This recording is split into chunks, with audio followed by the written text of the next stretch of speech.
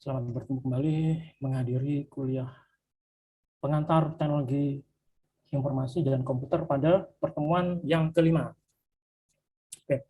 Pada siang hari ini, pada pertemuan kelima hari ini, saya akan memberikan materi umum terkait dengan jaringan komputer, telekomunikasi, dan internet. Oke. Terus materi khususnya nanti pada materi terakhir, yaitu di pertemuan ke-6 terkait dengan program Excel, yaitu dalam hal melanjutkan materi yang kemarin tentang pembuatan grafik. Gitu ya. Oke. Pada siang hari ini kita akan belajar tentang jaringan komputer, telekomunikasi, dan internet. Oke. Kita awali dengan jaringan komputer. Oke, jaringan komputer tentunya sudah kalian pernah lihat, gitu ya, atau bahkan kalian pernah mencoba sendiri atau melakukan sendiri terkait dengan aplikasi jaringan komputer ini ya. Jadi jaringan komputer ini bukan hanya satu komputer tentunya. Jadi terdiri dari beberapa komputer. Terdiri dari beberapa komputer yang didesain untuk bisa berbagi daya, sumber daya terkait dengan misalkan printer atau ingin meningkatkan performa dari CPU, bisa menggunakan jaringan komputer yang nanti bisa menjadi sebuah mainframe atau superkomputer gitu. Jadi beberapa jaringan bisa digabung menjadi satu komputer yang berkapasitas melebihi kalau kita menggunakan satu komputer gitu.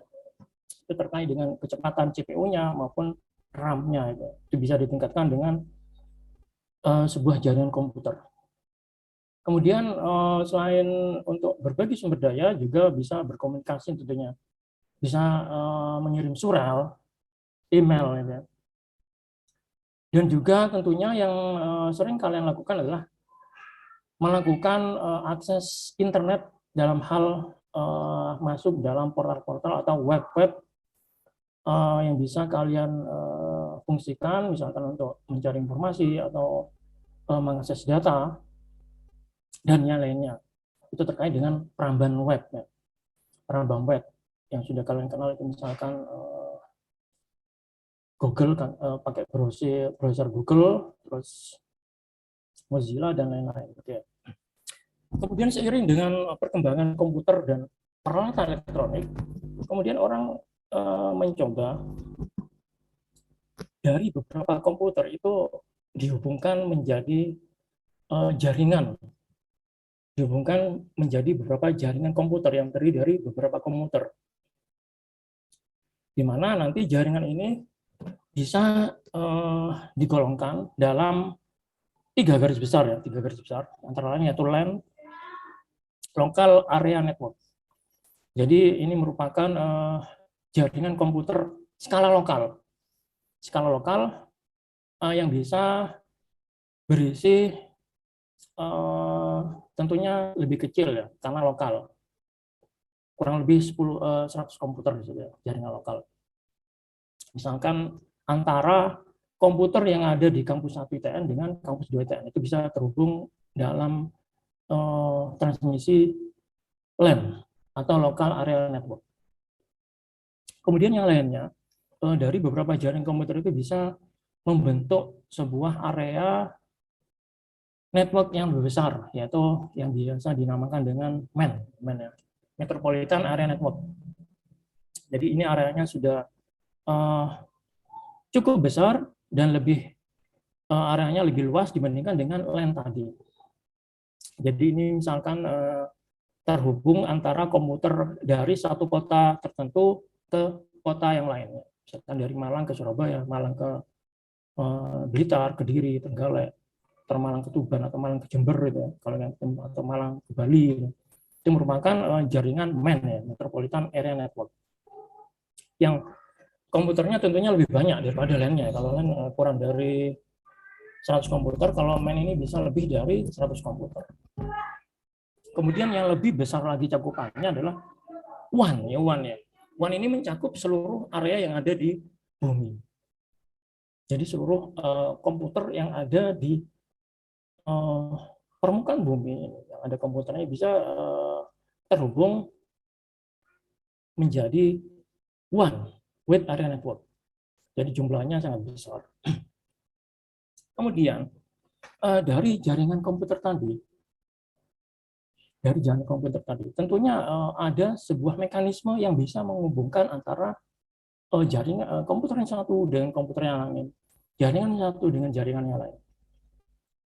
Dari sejarahnya bahwa manusia bisa menciptakan sebuah peralatan yang bisa menghubungkan antara komputer yang satu dengan komputer yang lain berupa peralatan yang dinamakan dengan TCP atau IP ya. TCP atau IP. Jadi TCP di sini Transmission Control Protocol, kemudian IP adalah Internet Protocol.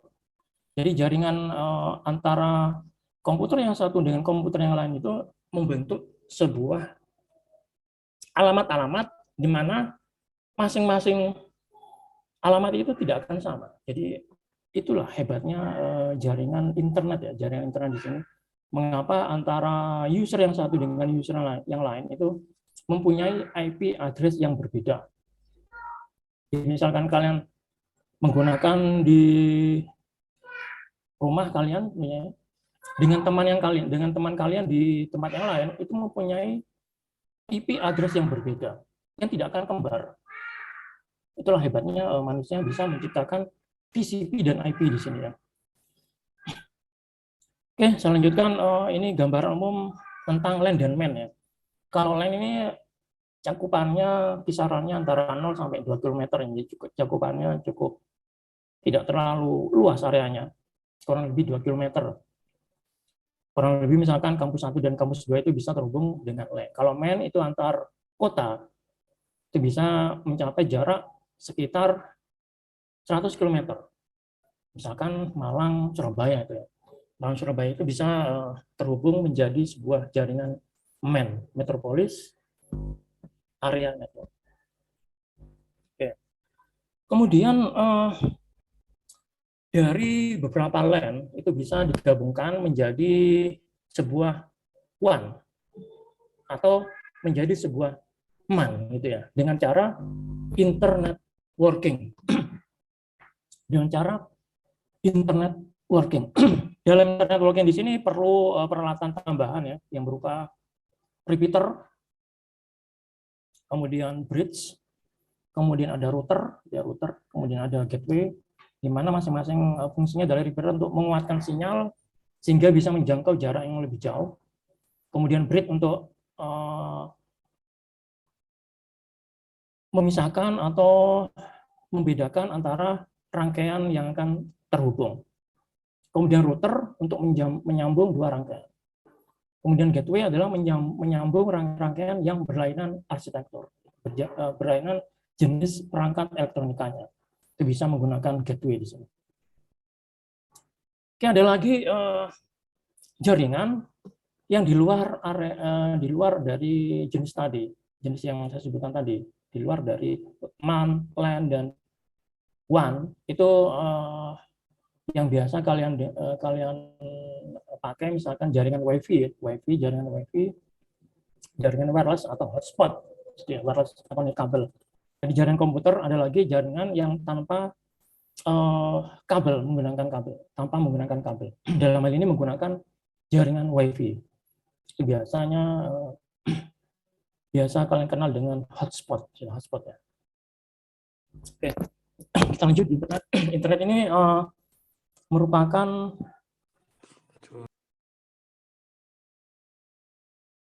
singkatan kata dari international network. Network.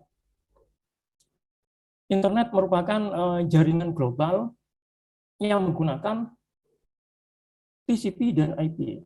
Jadi setelah manusia bisa membuat atau menemukan sebuah TCP dan IP di sini, maka jaringan komputer di seluruh dunia bisa terhubung. Jaringan komputer di seluruh dunia bisa terhubung.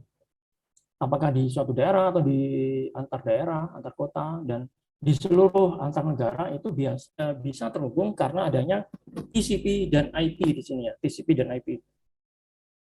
Di mana TCP di sini singkatan dari Transmission Control Protocol, atau Internet Protocol,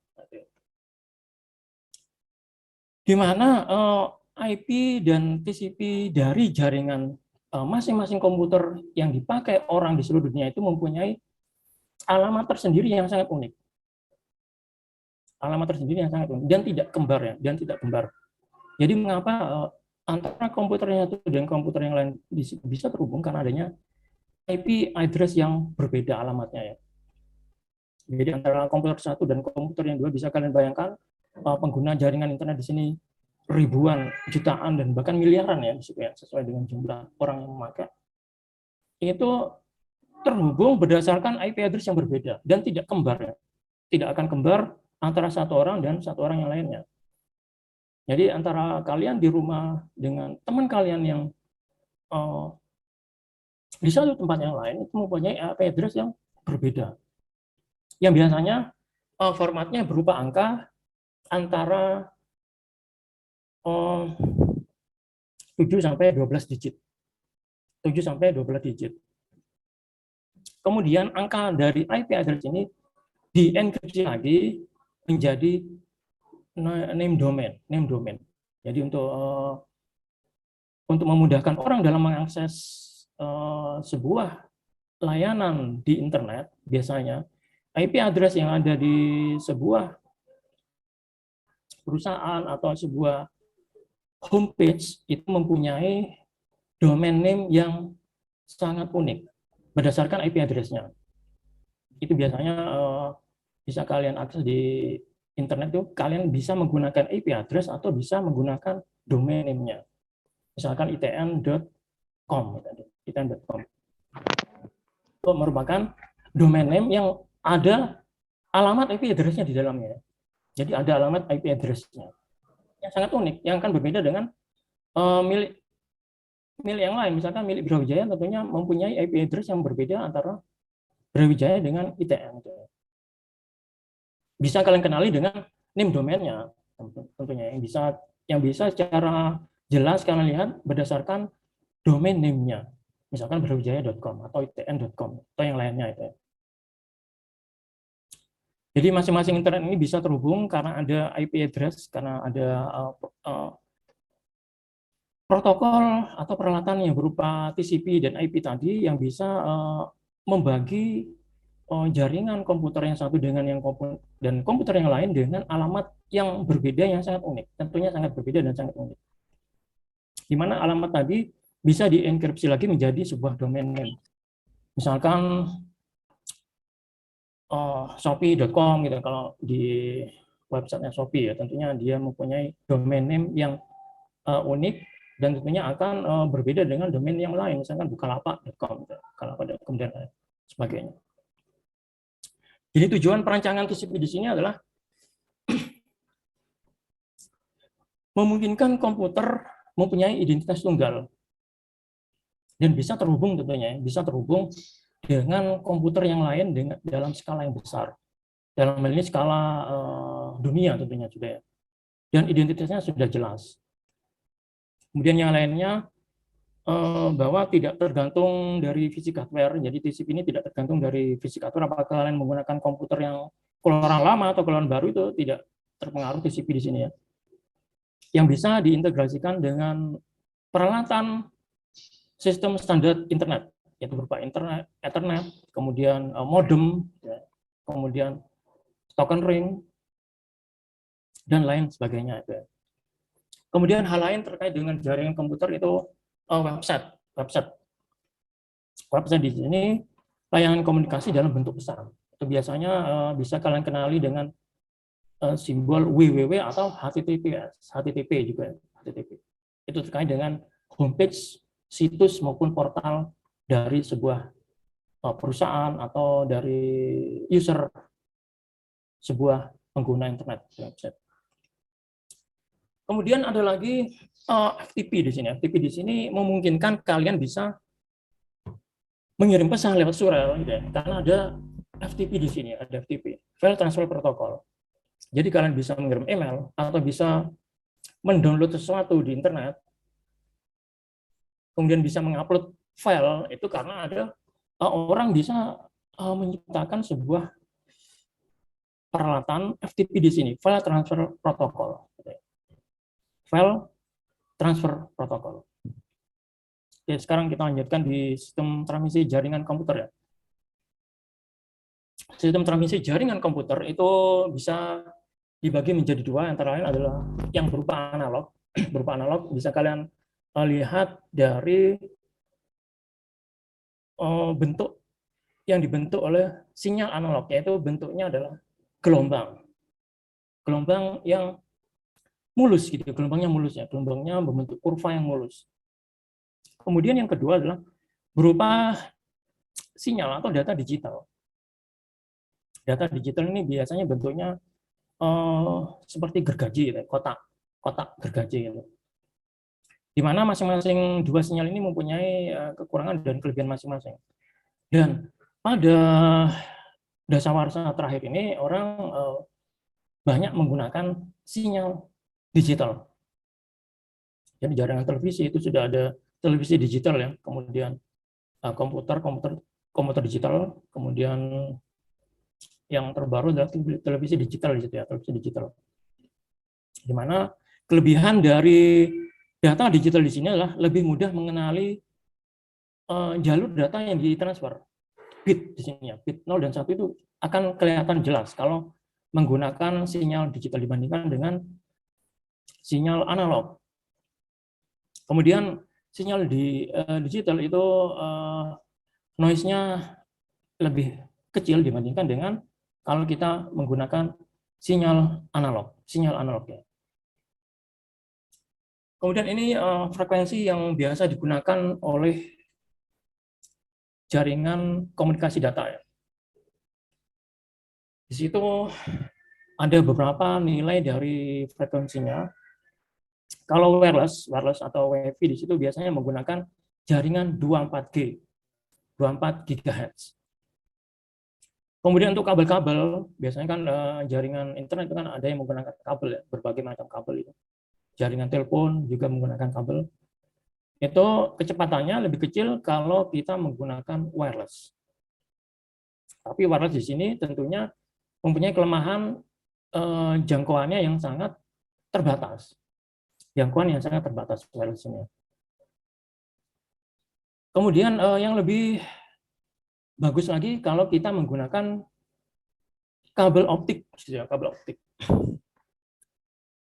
Jadi jangkauan ring dari kabel optik di sini frekuensinya lebih tinggi dibandingkan kalau kita menggunakan wireless atau menggunakan kabel di sini.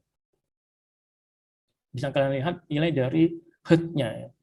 Kalau optical transmission atau melalui kabel optik itu bisa mencapai 300 THz. Tentunya dia mempunyai kecepatan yang tinggi kalau dibandingkan dengan menggunakan kabel yang biasa, kabel koaksial, kabel koaksial, atau menggunakan satelit wireless, menggunakan satelit atau jaringan wireless WiFi. Oke, kaitannya dengan sinyal analog dan digital, maka dalam sistem jaringan komputer di sini atau jaringan internet itu harus membutuhkan alat yang bernama modem di situ ya, modem. Tentunya kalian sudah kenal apa itu modem. Modem adalah singkatan dari modulator demodulator.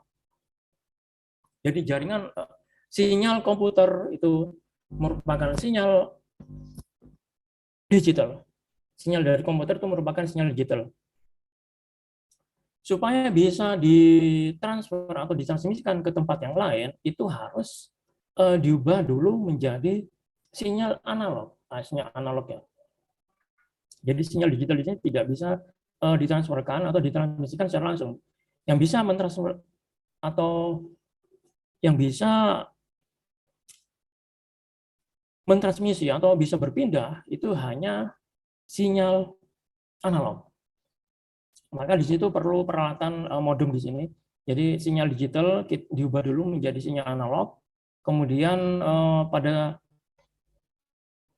jaringan yang satunya, yaitu sebagai jaringan yang terhubung atau jaringan penerimanya, perlu modem juga yang bisa mengubah jaringan sinyal analog tadi menjadi sinyal digital lagi. Jadi bentuknya seperti ini ya. Komputer, kemudian di situ sinyal yang ditransfer adalah sinyal digital bentuknya gergaji, kemudian butuh modem untuk mengubah jaringan digital menjadi sinyal analog supaya bisa ditransmisikan ya, supaya bisa ditransmisikan atau dikirimkan ke tempat yang lain lewat jaringan telepon atau jaringan radio ya, radio. Kemudian pada saat komputer penerima atau komputernya lain kalau ingin tersambung dengan komputer yang sudah mengirimkan sinyal tadi, itu juga perlu modem untuk mengubah sinyal analog tadi menjadi sinyal digital. Menjadi sinyal digital.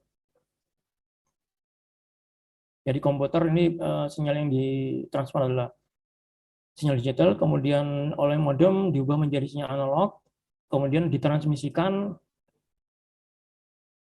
dalam gelombang elektromagnetik, gelombang radio, sehingga data tadi bisa terkirim dalam bentuk sinyal analog. Kemudian pada saat komputer lain atau peralatan lain ingin terhubung dengan komputer yang sudah mengirim sinyal tadi, itu perlu modem lagi untuk mengubah sinyal analog menjadi sinyal digital kembali. Jadi fungsi dari sebuah modem di situ. Oke, peralatan jaringan komputer kabel secara umum itu ada beberapa ya. Ada hub di sini, Ethernet. Ini berfungsi untuk menghubungkan piranti-piranti supaya jaringan yang satu dengan jaringan lain bisa terhubung. Kemudian ada lagi yang namanya bridge, ini untuk membatasi antara atau memisahkan jaringan satu dengan jaringan yang lain. Kemudian ada lagi switch di sini sebagai saklar ya, sebagai saklar untuk mengalihkan jaringan mana yang bisa terhubung untuk menggunakan switch. Kemudian repeater untuk mentransmisikan kembali menjadi sinyal yang lebih kuat gitu ya. Kemudian ada lagi router. Router ini sudah umum ya, tentunya kalian sudah banyak kenal di situ. Misalkan di kos kalian kalau yang terhubung dengan sebuah jaringan internet pasti akan butuh sebuah peralatan yang namanya router di sini. Jadi router di sini fungsinya meneruskan pakai data atau jaringan komputer atau jaringan telekomunikasi secara umum ya. Kalau kalian menggunakan HP di situ. Kemudian ini bagian yang penting juga laju data ya. Laju data dalam komunikasi data terkait dengan internet atau jaringan komputer itu laju datanya ada dua ya. Yang biasa dikenal dengan laju bit rate, kemudian ada laju baud dengan kondisi sinyalnya seperti ini. Apa yang dinamakan dengan baud ya, baud. Sinyal bit itu biasanya dengan sinyal digital ya, binary digit bit rate itu hanya mengenal angka biner 10 10 10 gitu ya, 01, jadi tidak ada angka 2 3 4 seperti yang sudah saya jelaskan di sebelumnya, bahwa data yang bisa ditransmisikan oleh sebuah komputer itu harus dikonversi menjadi biner, bilangan biner ya, 10 10 10 itu ya. Bit di sini banyaknya angka biner di sini yang ditransmisikan. Kemudian baud, ini baud ya. Baud di sini nanti berapakah banyaknya bit yang bisa ditransmisikan. Misalkan di sini berarti di sini banyaknya nilai bit yang bisa ditransmisikan pada gambar yang di atas itu adalah 2. Ya, 2. Kemudian kalau yang di bawahnya adalah 1, 2, 3. Ini adalah yang bisa ditransmisikan oleh baud di sini adalah 3 binari. 3 binari. Kalau yang di atasnya hanya 2 binari. Laju bit biasanya diukur dari peralatan antar modem. Itu laju bitnya. Laju bitnya berapa? Kemudian kalau baud itu biasanya di antara peralatan modemnya. Di antara peralatan modemnya. Kalau bit di sini mencakup kabel juga. Kalau baut cukup di antara modemnya. Kemudian yang istilah lain yang biasa kalian kenal dalam jaringan internet, telekomunikasi, dan komputer di sini adalah bandwidth. Bandwidth dan kecepatan pengantaran. Jadi bandwidth di sini adalah frekuensi yang dipakai dalam saluran komunikasi data. Di mana bandwidth itu simbolnya W di sini ya. Kemudian B di sini baud. Di mana B sama dengan 2 kali W. Kecepatan maksimal dalam baud itu sama dengan 2 kali bandwidth-nya, 2 kali bandwidth-nya. Jadi semakin besar bandwidth-nya, maka kecepatan bautnya, kecepatan yang terjadi antar modem itu semakin cepat, gitu, semakin cepat ya. Kemudian ada lagi di situ C, kecepatan dalam Bps. Mbps yang biasanya kalian kenal adalah Mbps atau Gbps gitu ya. Itu tak lain adalah W log 2 kalikan 1 plus S per N. Di mana W di sini adalah bandwidth-nya. Kemudian S per N adalah noise yang bisa terjadi dalam sebuah transmisi, noise-nya. Oke, ilustrasi dari bandwidth seperti pada gambar ini ya. Kalau bandwidth-nya semakin besar, misalkan di gambar paling bawah itu lebar bandwidth-nya besar ya, 130 Hz. Maka dia bisa mengidentifikasi sinyal digital lebih baik. Mengidentifikasi sinyal digital lebih baik karena di sini lebar data yang bisa ditempuh oleh gelombangnya lebih banyak ya. Jadi bisa mengidentifikasi sinyal digital lebih baik bandingkan dengan yang lebar jalurnya 500 Hz di sini. Dia hanya 1 kali laluan di sini. Kalau di sini, nah ini kan banyak sekali laluannya ya, sehingga dia bisa mengidentifikasi sinyal-sinyal digital lebih baik. Kalau yang atas, ini cuma 1 kali saja, 1 kali ini, kemudian 2 kali di sini. Nah ini kan cuma 1 kali ya. Yang di sini cuma 1 kali. Yang di tengah itu juga cuma 1 kali. Sehingga kemungkinan salah dalam mentransmisikan lebih besar dibandingkan dengan yang lebar bandwidth-nya lebih besar di situ ya. Kemudian yang terakhir terkait dengan kualitas servis layanan sebuah jaringan ya. Jadi kemampuan untuk memberikan layanan itu biasa diukur dengan QoS-nya atau quality of service-nya. Yang biasanya hal-hal yang terkait dengan quality of service atau QoS di sini itu antara lain adalah latensi ya, latensi berhubungan dengan waktu yang dibutuhkan untuk mengirimkan pesan. Kemudian speed of lag. Jadi kecepatan rambatnya, kecepatan perambatan datanya, kemudian waktu transmisi datanya, kemudian yang ketiga adalah antrean dalam jaringan. Itulah 3 komponen latensi ini yang terkait dengan nanti hal-hal yang mempengaruhi QoS atau quality of service-nya.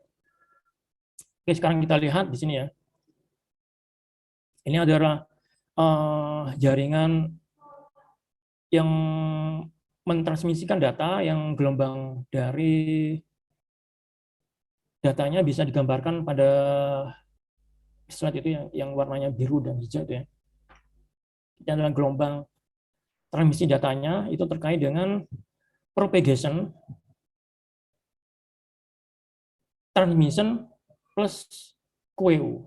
QEU ini adalah antriannya, kemudian transmit ini terkait dengan lebar bandwidth-nya ya. Jadi kualitas dari sebuah jaringan, misalkan di jaringan Telkom, kalau kalian bedakan dengan jaringan Indosat gitu ya, itu bisa dilihat dari propagation-nya, terus transmit-nya, kemudian QEU-nya. Yang pertama transmit-nya, bandwidth-nya berapa ya, bandwidth yang disediakan oleh sebuah jaringan tersebut, kemudian distance itu terkait dengan jaraknya, terkait dengan jarak. Tentunya kalau kalian berada di luar daerah, misalkan di tempat yang terpencil dengan di pusat kota, tentunya propagation itu akan berbeda ya. Jadi itu juga terkait dengan layanan jaringan sebuah vendor, misalkan Telkomsel. Telkomsel kalau sudah jaringan transmitternya sudah bisa menjangkau daerah-daerah terpencil, tentunya bisa memperkecil propagation di sini. Perambatannya semakin cepat juga ya. Dibandingkan kalau misalkan tidak ada pemancar di situ, pemancar. Jaringannya bisa hilang gitu, jaringan bisa hilang. Jadi di situ terkait dengan bandwidth, kemudian jarak. Jadi jarak kabel itu terkait dengan nanti kecepatan perambatan dari datanya ya. Kemudian QoE atau antrian dalam jaringan. Bisa kalian bandingkan antara penggunaan jaringan di siang hari dengan malam hari, jaringan internetnya. Itu terkait dengan antriannya. Kalau malam hari kan itu biasanya penggunanya sangat sedikit, tentunya nanti akses internetnya tentunya lebih cepat kalau kalian misalkan menggunakan di malam hari dibandingkan dengan yang siang hari. Itu terkait dengan antrian dalam jaringan. Oke, itu hal-hal yang terpenting terkait dengan jaringan komputer, telekomunikasi, dan internet. Oke, itu materi yang bisa saya berikan untuk siang hari ini. Mungkin ada pertanyaan, silakan.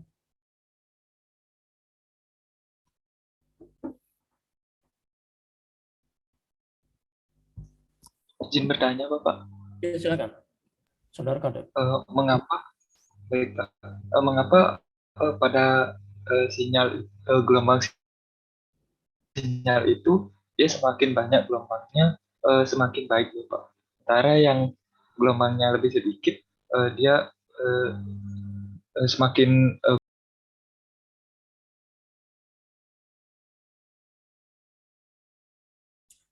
Kalau gelombangnya semakin banyak, itu memungkinkan terjadinya superposisi ya, superposisi gelombang, superposisi gelombang. Jadi gelombangnya akan semakin mengalahkan. Jadi kalau gelombangnya semakin banyak yang ditransmisikan, itu antara aktivitas dari gelombang itu, kalau kalian belajar sinyal, kalau kalian belajar sinyal itu akan memungkinkan terjadinya superposisi. Jadi saling mengalahkan. Jadi saling mengalahkan ini. Efeknya apa? Efeknya akan terjadi delay, ya. Delay transmisi. Akan terjadi delay transmisi. Kalau sudah terjadi delay, tentunya akan berpengaruh terhadap waktu untuk pentransmisian dari satu tempat ke tempat yang lainnya. Dibandingkan dengan kalau gelombang data yang ditransmisikan lebih sedikit. Nah, itu saudara adegan. Ini terkait dengan latensi tadi ya. Jadi yang terkait dengan latensi itu propagation, kecepatan rambatnya, kemudian transmit ini lebar, semakin lebar dia semakin bagus yang lebarnya. Kalau semakin lebar tentunya bisa memecah gelombang yang terlalu banyak menjadi beberapa bagian yang lebih kecil. Gitu ya. Kalau bandwidthnya kecil tentunya dia kan semakin mepet gitu ya. Semakin uyel-uyel istilahnya, semakin uyel-uyel. Kalau bahasa Jawanya seperti itu ya, semakin uyel-uyel. Kalau bandwidthnya kecil. Termasuk propagation-nya tentunya, propagation-nya. Termasuk area yang dijangkau tentunya. Area yang di daerah dengan yang di pusat kota tentunya propagation-nya sangat jauh sekali. Lebih bagus yang di pusat kota karena dia lebih dekat dengan pemancarnya, transmisinya, pemancar transmisinya.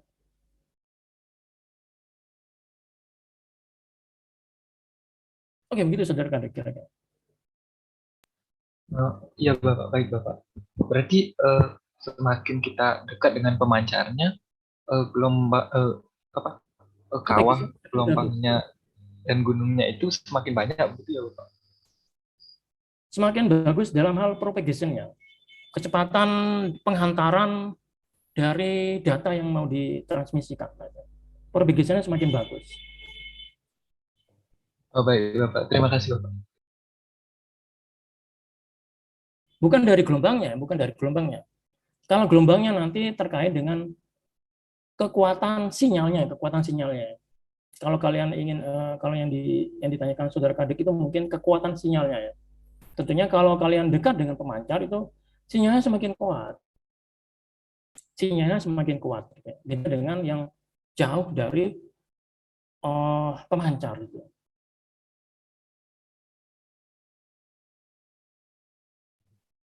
Baik, Pak. Sudah siap. Oke, mungkin ada pertanyaan yang lain.